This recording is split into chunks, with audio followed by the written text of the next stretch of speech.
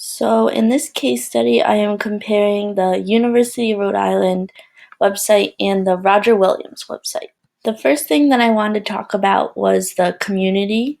So I feel like in both websites, the community wasn't really shown, like the beaches and the all the other great things that Rhode Island has to offer.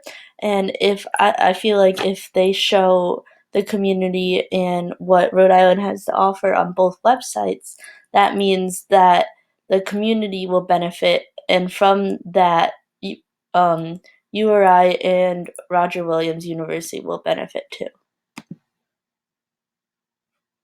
So as you can see from the pictures down below, there's not a lot of pictures of. There's one picture of the beach. I think this is Providence, and just like local things. But Rhode Island has so much more to offer, and that's in Boston. So, I mean, if they were just close up on what North Kingston, Wakefield, and other places like that with URI, and then with Roger Williams, I'll show you in a second, what they have to offer, it will definitely benefit in the long run. So, like I was talking about on the URI page, this is the Roger Williams page, and it talks about the campus and beyond, meaning beyond the point of where the campus is. And it's located in a very nice spot, but then again, it doesn't actually tell you like the restaurants it has near it, the like beach that's not far away. It just lacks of what the community has to offer for the school. The next thing that I wanted to talk about was the alumni, getting your alumni with on the same page as your website and as your university will really help you because they tell a lot of people their experience and everything. They're basically another spokesperson for your university. So I'd like to just point out that right here it says you have to contact them. They don't contact you about the alumni relations and getting involved with the alumni association. So I think that's a big down point for the Roger Williams University because students are going to take the time out of their day after they've graduated to actually connect with the university. The university should be contacting them. So the next thing is I clicked on the Alumni Associations button, and it's just a little paragraph about what it is. But the big thing that I'd like to point out is there isn't any place where it says like how much you have to contribute, if there's dues or anything like that. So I think that's another bad part because there's not a lot of detail that goes into after you do graduate what the alumni have to do to in order to stay connected with the university. So going back with the detail thing that I talked about on the Roger Williams website. This is the University of Rhode Island's website, and this is actually the alumni homepage. And as you can see, there's nothing here. I've tried this multiple times and it still hasn't worked, so I feel like this is a problem on their end. So I definitely feel like they should fix this because if you type in alumni home, nothing will show up. The next thing I wanted to point out was the alumni map that we have at the University of Rhode Island's website. Now, I think this is a great start to something that could actually be very useful. But the only problem I think is if you see that, oh, I'm in Iowa this year or whatever, and you click on it, it only says there's 74. It doesn't have the names or anything, contact information for the actual alumni to get involved and maybe meet up with another friend or possible job offers.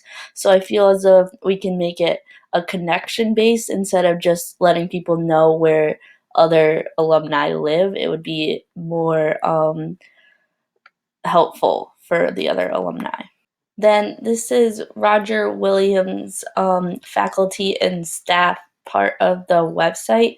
Now it's very confusing because it just shows the events and the recent news of what Roger Williams is doing, and then the summer hours and just things that really don't have to do with the staff at all.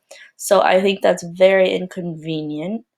So I think that if you're trying to find who a professor was, it would be very hard to find it if you didn't know the name. This is just an example. So I actually searched Nicole down in the search button and her name came up. So this is just an example of what the professor, like her bio would look like, which is good. They have the phone number and the email, but what they're lacking is the picture. You really need to have a picture of the professor for each professor because it definitely a face-to-face relationship was made if you have one, and a connection would become a lot stronger. So right now it's just kind of words that you won't make a very big connection with your professor that way before meeting him or her. And then again, it shows what she teaches, but it doesn't show why she chose to teach it at Roger Williams and why she chose to actually teach at Roger Williams. So I think that's a very big layback to the website. Both websites, they have to kind of make it more of a connection based on why the professor chose to actually teach there. So after that, my second thing about what the website should do to change and make it better and more successful would be to get quicker and easier information. So when I click on the contact list, there should be both email and phone number.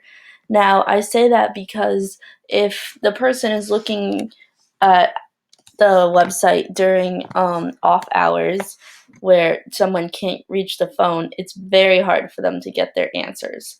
So, athletic director, the help desk should all have emails, all of the library, everything should have emails so it's easier so they can shoot them an email when they need, and then they will answer it when they're back, or maybe even call them if necessary. So it's two forms of communication, which will make it easier for the people to contact them. This is the Roger Williams contact page, and I feel like this is lacking more than the URI page because, of course, it doesn't have the emails, it only has two.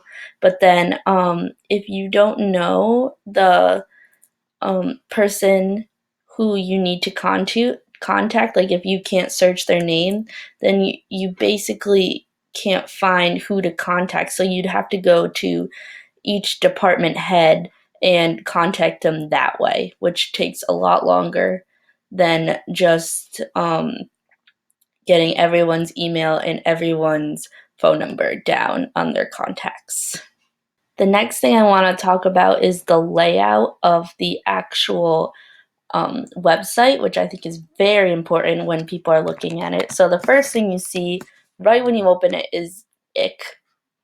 And I feel like that is not a good thing to open with, especially if you're a person coming in to the website for the first time. You just see ick there, which is a disease by, I think, fish and insects and stuff.